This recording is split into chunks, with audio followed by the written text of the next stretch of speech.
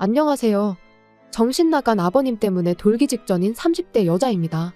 아무리 그래도 그렇지 어떻게 지 시아버지더러 정신이 나갔다고 하냐, 너야말로 정신이 나간 것 같다 하시는 분들도 계시겠지만 제 사연을 들어보시면 다들 제가 왜 이렇게 극단적으로 이야기를 하는지 이해를 하실 거예요. 나이를 먹었으면 나이값을 하라는 말이 왜 있는지 제가 정말 저희 아버님을 보고선 뼈저리게 깨달았다니까요. 하긴 저희 아버님이 나이값만 못하시는 게 아니고 솔직히 남편한테 말은 못했지만 아예 인간 같지가 않을 때도 많았어요. 아무튼 이런 이야기를 혼자만 알고 있자니 기가 막히고, 그렇다고 지인들한테 하자니 제 얼굴에 침 뱉기 같기도 하고, 그래서 이렇게 사연을 보내니 들어보시고 한번 판단 좀 해주세요. 혹시 제가 너무하다 싶으시면 질책해주셔도 좋고요. 일단 남편하고 저는 지인의 소개로 만났어요.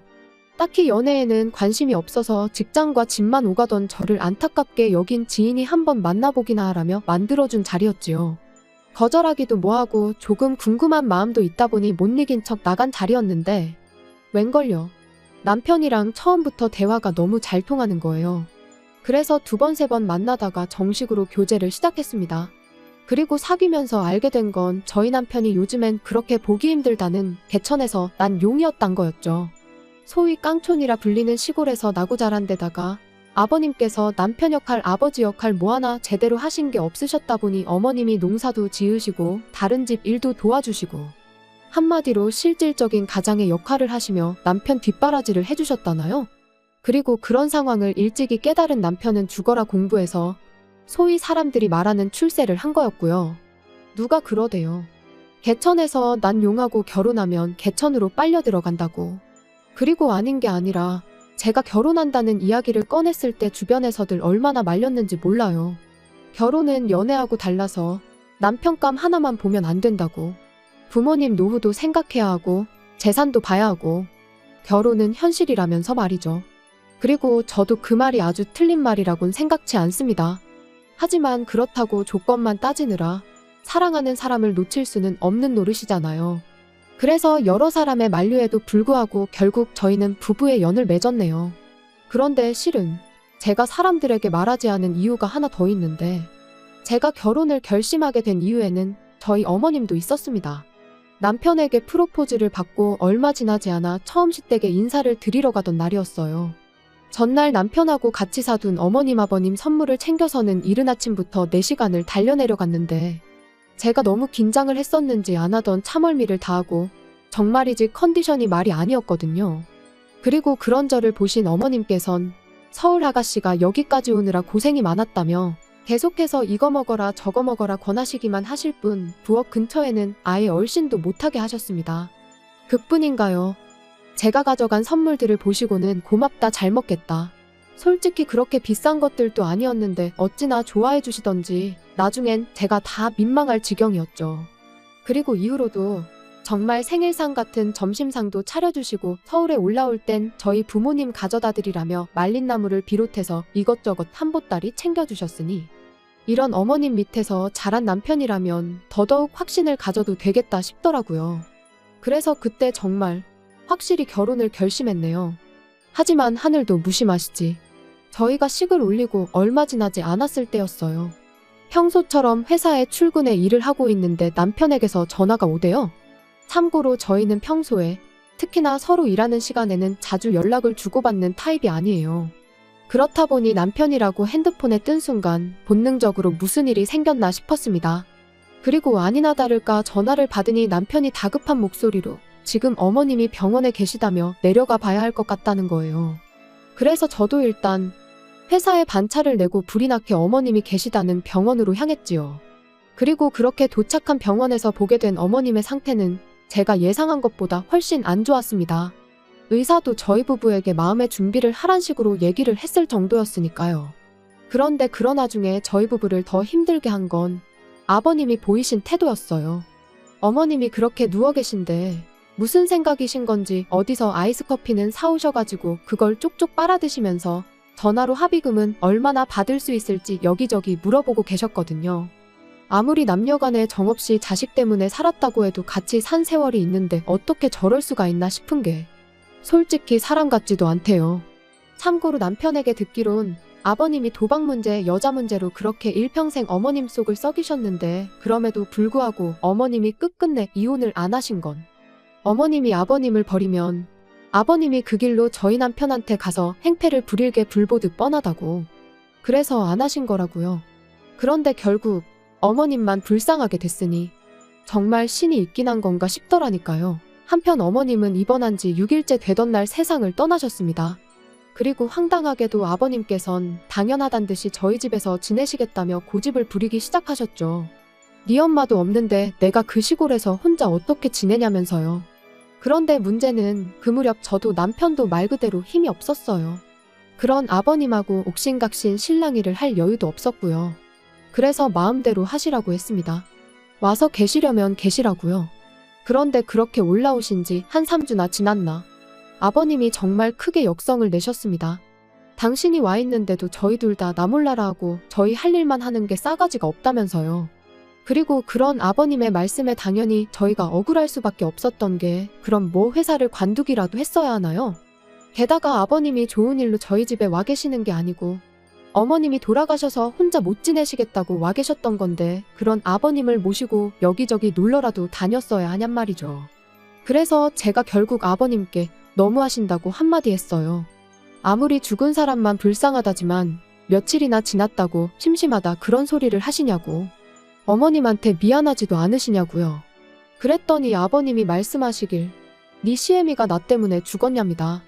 내가 운전해서 내가 차로 받았냐면서요. 그리고 서슴없이 그런 막말을 퍼부으시는 동안 목에 핏대는 한껏 세워서 소리를 지르시는데 정말 사람 맞나 싶은 거예요. 그래서 아버님께 정말 더는 같이 못 지내겠다고 내려가시라고 했습니다. 그랬더니 안 가신대요. 죽어도 못 간대요. 가서 어떻게 사냐고 절대로 못 간다고 여기서 저희랑 평생 사시겠다고요. 정말이지 미치고 팔짝 뛸 노릇이었죠. 그런데 그때 저희 남편이 얼마 주면 가실 거냐 했습니다. 얼마를 드리면 가주실 거냐고요. 그리고 그렇게 타협한 게 매달 50만 원이에요. 50만 원씩 보내드리는 조건으로 같이 산다는 얘긴 두 번 다시 안 하시기로요. 정말이지 돈 앞에선 장사 없다지만 결국 처음부터 저희랑 지내시려던 것도 어머님이 안 계신 집에서 혼자 지내실 자신이 없으셔서가 아니라 일평생 어머님한테 그러셨듯 이번엔 저희 등골에 빨대 꽂으려고 하셨던 거구나 싶은 게 소름이 끼치고 한편으론 남편이 불쌍하고 남편도 남편대로 저한테 미안해했죠. 그리고 그 일이 있고 한반년쯤 지났던 작년 가을이었습니다. 웬일로 아버님한테 문자가 왔는데 할 이야기가 있으니 빠른 시일 내에 한번 내려오라대요. 그래서 바로 그 주 주말에 남편과 시댁을 찾았어요. 참고로 어머님이 돌아가신 이후로 그때가 3번째 방문이었습니다. 처음에 내려가서는 어머님 유품 정리를 했고 2번째 내려갔을 때 이제 어머님이 쓰시던 방을 치웠죠. 사실 이때도 아버님하고 고성이 오가긴 했습니다. 남편은 돌아가신 지 얼마나 됐다고 그냥 당분간은 어머님이 쓰시던 방은 그대로 유지했으면 좋겠다. 아버님은 사는 내가 불편하다는데 네가 무슨 간섭이냐. 그래서 결국 어쩔 수 없이 저희가 정리했어요. 만약에 저희가 끝까지 안 한다고 버텼으면 저희 몰래 사람을 불러서 치우고도 남으실 분이셨으니까요. 그리고 그때 이후로 저희는 그래도 어머님이 사시던 집이니 종종 내려가서 살피고 싶었는데 아버님이 어찌나 못 오게 하시던지 그래서 이번에 내려오라고 하신 게 더더욱 무슨 일 때문인지 가늠이 되질 않았네요. 그런데 그렇게 도착한 시댁에서 저희는 생각지도 못한 상황을 보게 되었습니다. 집엔 아버님만 계신 게 아니었거든요. 웬 중년의 여성분도 같이 계셨죠. 그리고 저희가 누구라는 눈빛으로 그분을 쳐다보니 아버님께서 저희더러 새엄마랍니다. 당신하고 결혼할 여자니까 저희한텐 새엄마라고요. 기가 막히대요. 재혼도 그렇고 새엄마는 무슨 새엄마. 정말 어처구니가 없더라니까요. 그리고 몇 분이나 지났나 남편이 한숨을 푹 내쉬더니 어머니 돌아가신 지 얼마나 됐다고 재혼이냐며 아버님한테 물었습니다. 창피하지도 않으시냐고요. 그런데 아버님은 내가 죄졌냐, 내가 왜 창피하냐 하시더니 니들이 나 데리고 살 것도 아니면서 왜 못하게 하냐고 소리를 지르시대요. 그리고 솔직히 그땐 아버님 말씀도 일리가 있다 싶기도 했어요. 진짜로 저희가 모시고 살 것도 아니고 옛말에 10명의 자식이 악처보다 못하다잖아요. 그래서 결국 재혼을 하고 말고는 아버님 결정에 따르기로 했습니다. 다만 호칭은 여사님으로 새어머니니 뭐니 그런 건 못한다고 했죠. 그랬더니 아버님도 더는 별 말씀 안 하시대요. 그리고 정확히 한 달 뒤 아버님은 여사님과 살림을 차리셨습니다. 혼인신고도 하셨고요. 솔직히 혼인신고까지 하신 걸 알고 나서는 정말 말이 안 나왔어요. 그 나이에 그냥 사시면 되지 뭐 한다고 혼인신고까지 하셨나 싶기도 하고 여러 가지로 이해할 수도 이해하고 싶지도 않았죠. 남편도 미쳤다고 노망이 난 게 분명하다며 분을 삭히지 못했고요. 그런데 얼마 안 가 왜 그렇게 혼인신고를 서두르셨는지 이유를 알게 되었습니다. 한 달쯤 지났을까 아버님께서 저한테 연락을 해오셨어요. 참고로 이 무렵엔 아버님한테 오는 연락을 무시하진 않았지만 저희가 먼저 하는 법은 없었습니다. 말 그대로 무소식이 희소식이다 생각하고 산 거죠. 그리고 아버님도 당신이 용건이 있을 때나 연락을 해오셨지 저희에 대해 뭐 궁금해하시고 그런 건 없으셨어요. 아무튼 연락이 왔는데 하시는 말씀이 제 신우가 결혼을 한다나요?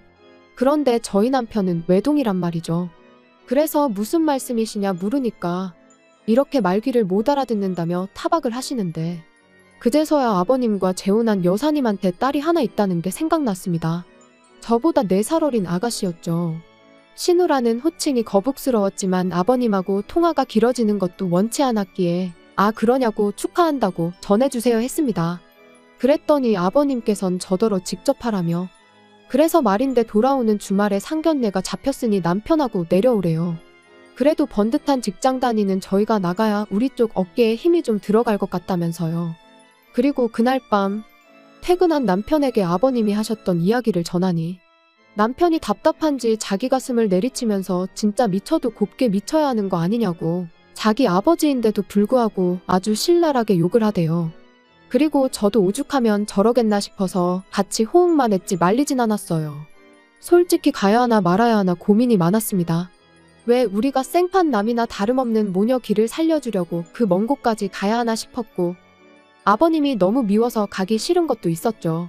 그런데 어째서인지 남편이 가자더라고요.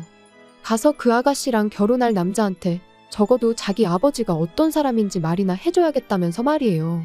그리고 저는 엄밀히 따지면 그 아가씨는 죄가 없지 않나 싶어서 저희 남편의 생각이 썩 마음에 들진 않았습니다. 하지만 또 한편으론 제가 무슨 선생님도 아니고 남편한테 옳고 그름을 논할 상황인가 싶대요. 솔직히 아버님이 일을 이 지경으로 만들었다 싶은 생각도 들었고요. 그리고 그렇게 돌아온 주말 아버님이 말씀해주신 식당을 찾았는데 저희를 뒤따라 들어온 차에서 아버님이랑 두 모녀가 내리대요. 그리고 그걸 본 저희 남편이 저 차는 누구 차지 그러는데 제 기억에도 아버님은 물론이고 그 여사님도 차가 없었단 말이죠. 그래서 제가 먼저 아버님께 다가가 인사를 드렸습니다. 그리곤 차는 누구 차냐 물었더니 여사님 딸이란 아가씨가 입을 삐죽이더니 아빠가 사준 거래요. 저희 아버님을 말하는 거였죠. 그리고 순간 합의금이 떠올랐습니다. 어머님의 사고로 받은 합의금이 대략 5천 정도로 알고 있는데 저는 물론이고 남편도 그 돈은 아예 생각을 안 하고 있었어요. 왜냐하면 솔직히 저희 둘 다 아버님한테 감정이 좋진 않았지만 아버님이 노후 준비는 전혀 안 되어 계신 걸 알고 있었기에 그 돈은 아버님이 노후에 쓰셔야 한다고 생각했거든요. 그런데 그 돈으로 차를 사주신 게 분명했습니다. 그래서 남편에게 살짝 이야기를 해주니 남편이 그새 아버님께 가서는 진짜냐고 따졌고 아버님은 아버님대로 내 돈으로 내가 사줬는데 네가 왜 난리냐는 식이셨지요. 그리고는 네가 평소에 잘했으면 너 사줬을 거라고 그러시는데 뭐가 문제인지조차 모르시는구나 싶은 게 참으로 답답했네요. 남편은 그런 아버님께 어떻게 엄마 목숨값을 그런 식으로 쓸 수가 있냐면서 울분을 토했습니다. 하지만 아버님은 오히려 기가 막힌다는 표정으로 돈이 그냥 돈이지 쓸데없이 무슨 의미부여를 하냐면서 대충 넘기시더라고요. 그리고는 남들이 본다며 그만하라고 남편에게 짜증을 내시더니 먼저 식당 안으로 들어가셨어요. 그리고 그렇게 상견례 자리에 참석을 했는데 솔직히 저희랑 상관도 없는 이야기다 보니 무슨 이야기를 주고받든 말든 신경도 안 쓰고 있었습니다. 그쪽에서도 어느 정도 상황은 아는지 저희한테 딱히 말을 건다거나 그런 건 없었고요. 그런데 결혼 비용 이야기가 나오니까 아버님이 한 5천 정도는 해줄 수 있다는 식으로 말씀을 하시대요. 그리고 저는 속으로 돈이 이제 진짜 없으실 텐데 싶었지만 제가 나설 자리는 아니니 별말은 안 하고 있었거든요. 그런데 그때 저희 남편이 아버님더러 돈이 있어요? 하고 대놓고 묻는 거예요. 그리고 아버님은 순간 당황하신 듯 돈이 있지 왜 없냐 하시며 웃으셨는데 그 웃음이 어찌나 어색하던지 오히려 아버님이 거짓말을 하고 계시다는 걸 증명하는 듯 했죠. 그리고 그런 아버님의 반응에 남편은 다시 한번 돈이 어디서 났냐고 돈이 있을 리가 없다. 그러니까 이제 남자 쪽에서도 분위기가 이상하다 싶었는지 정말 해주실 수 있는 거냐 다시 묻대요. 그러니까 아버님이 걱정 말라고 집을 팔아서라도 해줄 거랍니다. 황당했죠. 집이 남편 명의로 되어 있는데 그걸 아버님이 무슨 수로 파신다는 건가 싶어서요. 그리고 아니나 다를까 남편도 내 집인데 그걸 아버지가 무슨 수로 파신다는 건지 모르겠지만 한번 대주껏 팔아보시라고 그러더니 우리 먼저 일어나겠다며 제 손을 잡아 끌더라고요. 그리고 그날 저녁 아버님한테 전화가 와서는 말 그대로 난리가 났어요. 저희 때문에 결혼 깨지게 생겼다고 어떡할 거냐고요. 그러면서 저희더러 책임지라는데 기가 막혔죠. 그리고 그때 남편이 저조차 생각지도 못한 이야기를 꺼냈습니다. 아버지 말씀대로 집을 팔아야겠다나요? 그리고 그런 남편의 말에 아버님 목소리에서도 순식간에 화색이 도는 듯 했습니다만 남편이 바로 덧붙이기를 그러니까 집 좀 비우시래요. 집 팔 거니까 여사님이랑 나가시란 거였죠. 그리고 그때부턴 아버님이 스피커폰이셨는지 여사님까지 소리를 지르고 말 그대로 엉망진창이 따로 없었어요. 우리더러 길거리로 나앉으라는 거냐면서 절대로 안 된다고 못 나간다고. 그러더니 아버님한테도 사기 결혼이네 어쩌네 뭐 둘이 싸웠다 저희한테 욕을 했다. 정신이 하나도 없더라니까요. 하지만 결론은 집은 팔았고 이렇게 표현하기 그렇지만 아버님하고 여사님도 내보냈습니다. 정확히 말하면 안 나가려고 버티는 두 사람이 여행을 간 걸 알게 되면서 그 사이에 집 팔고 두 사람 짐은 그 딸이라는 사람한테 보내버렸죠. 그랬더니 저희 집으로 아버님이 쫓아오셨는데 끝까지 안 나가고 경찰 불렀더니 아버님도 포기하셨는지 그냥 가시대요. 그런데 아버님 성격에 또 언제 무슨 짓을 하실지 모르기에 저희도 이사를 하는 쪽으로 지금 결정을 내린 상황이에요. 그리고 뭐 그때 보니까 벌써부터 아빠니 딸이니 하고 잘 지내시던데요 뭐. 저희 남편은 그냥 아버님 일이라면 이제 치가 떨려서 돌아가셨다고 해도 아무렇지도 않을 것 같답니다. 그리고 저는 뭐 남편이 그렇다는데 굳이 나서고 싶은 생각도 없어요. 다 큰 성인인데 알아서 하겠죠 뭐. 괜히 어설프게 나서서 제 팔자 제가 꼬고 싶은 생각은 요만큼도 없으니까 앞으로도 그냥 남편이 하자는 대로 하는 게 베스트일 것 같네요.